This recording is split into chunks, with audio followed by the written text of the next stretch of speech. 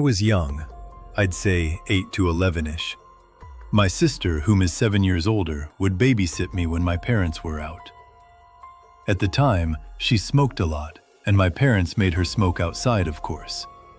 So, I'd follow her outside into the carport, which faced the street, and play around, annoy her and such. One day, my sister notices a car at the end of the driveway, just sitting in the road. It's a white SUV, I believe a mid-90s Bravado, not sure, with a bike rack on top. It has the most tinted windows I have ever seen. You could not see inside from the side. It sat there until she went inside, then would drive to the end of the road and sit at the church parking lot and wait. Wait until she'd come out again for another smoke. And it would repeat this. Odd, but my sister is a brave lady and just kind of ignored it. That is, until the next day, while my parents were out again and it showed up again. It would sit at the end of the driveway and just watch? I don't know what the driver was doing, but he was watching my sister. If I didn't go out, I'd watch from the front window, and it would just sit there and watch my sister. She told my father, who was a sheriff deputy at the time, and he called the cops, made a complaint. They showed up, looked around, but the SUV was nowhere to be seen.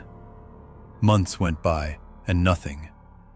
Then one day, a good 9 months after this had all started, and 4-ish since the last sighting, it was back.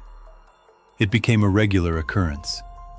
Another day, my sister was outside doing her nasty habit, and sure enough, here it comes. This time we were alone as usual, and she decides she's had enough.